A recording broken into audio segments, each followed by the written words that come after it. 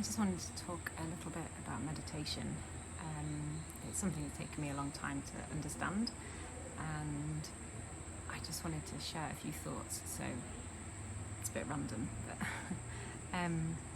when I first started practicing yoga, the idea of lying in Shavasana was torture for me, frankly. At the end of the class, I didn't understand why we had to lie still, and my mind was so busy. I just had all these things that I wanted to get on and do, and it just seemed pointless. 5 and a bit years into my yoga practice now, I actually love lying in Shavasana. I love meditation, but it's taken me a long time to get there. Initially, all the Calm apps and everything else just drove me crazy because I was just so on all the time. So for me, breathing and meditation is a way to help to calm my body and calm my mind. It doesn't have to be perfect. It's not possible to stop your mind from having thoughts. So if you're lying down and you've got a really busy brain, that doesn't mean that you failed at meditation in any way. It's just a starting point.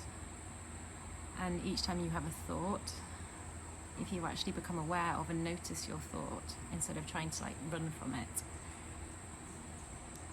then you can start to understand how your mind is working, because the thoughts come from your subconscious and they're not facts. So when a thought pops into your head about something, it's not a fact. It's just a random thing coming from your subconscious. And if you actually become aware of your thought and what it is, so oh, I need to put something on the shopping list. If I don't do it now, then I'm going to forget. If you become aware of that thought, then you can choose not to give it importance.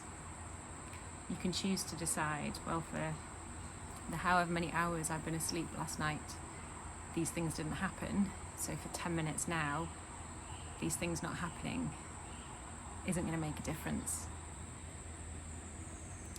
And it's about training your mind to let go of those thoughts. So instead of trying to stop them, you become aware of them. And before that thought becomes a story, so it's just one thought in the beginning, and then if you allow that thought to run, then maybe it's another thought. Oh, and while I'm doing that, I need to remember that I have to do this, and I need to remember that I have to do that. It becomes a whole story, and then suddenly you have this huge list of things that you're meant to be doing. But if at the first thought you can stop it and think, no, right now I'm here for me, come back to your breath. The next thought happens, and you do the same thing. No, I'll let that thought go, I'll come back to this. All of these things can wait for 10 minutes while I give myself this time. And what's the point in meditating, I guess, is the question. For me, and I guess maybe for other people as well, it's about helping to activate your parasympathetic nervous system. It's about bringing your body and mind into a state of calm. So when we're constantly on the go, our bodies are always ramped up and our minds are always ready for the next thing and ready to take action. We're in our sympathetic nervous system.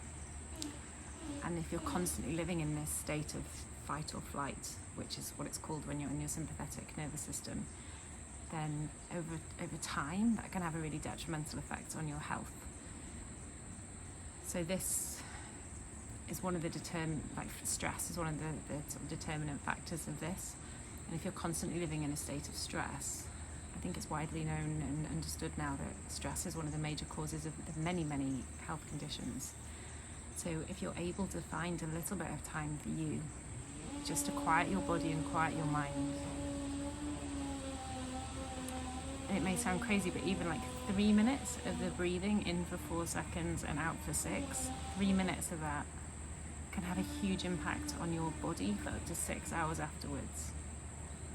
But the big thing, if you practice these things in a kind of controlled way, then you start to notice yourself in other times in your life. You start to feel yourself responding and reacting.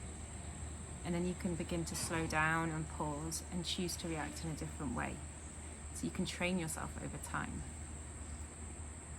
And life is busy. I mean, where I am at the minute, there's actually building work going on behind me, so it's noisy. So this morning when I did my meditation, there were people banging and hammering, And you're possibly never going to find a point in time in your day where you can have quiet.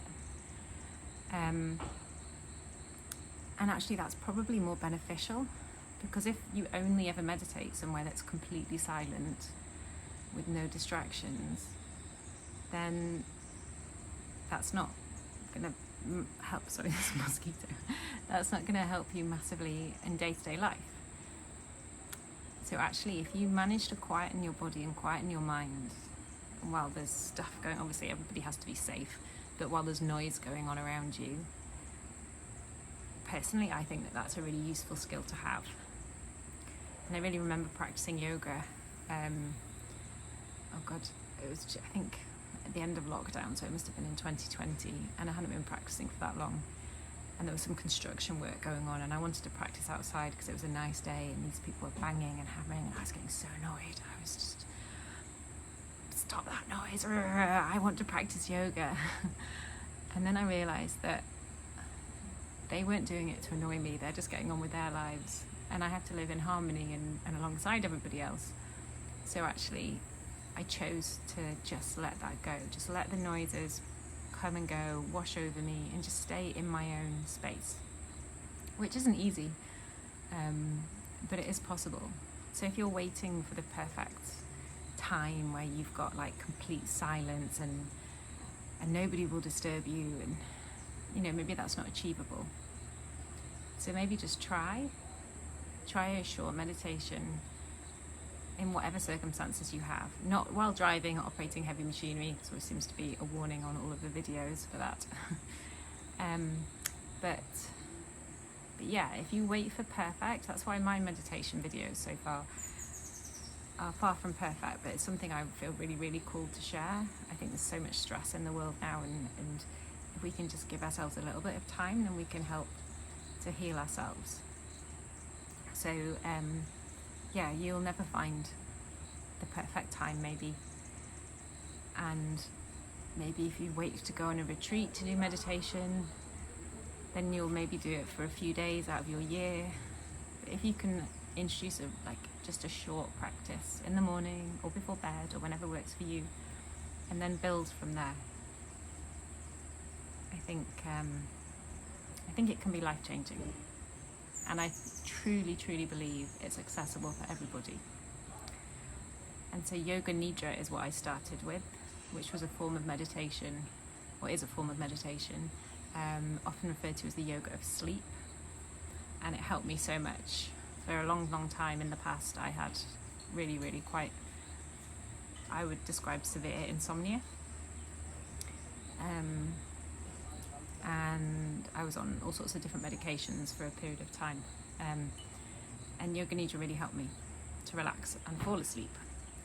So I trained to teach Yoga Nidra, because for me, if I find something really helpful, then I like to share it. So that's why some of my meditations are kind of based on Yoga Nidra, but a full Yoga Nidra may be a bit too long for people. So I will do one at some point, but at the moment I'm trying to keep them short. Yeah, so hopefully you enjoy them. If you find it frustrating or you're annoyed by what I'm saying, then that's okay.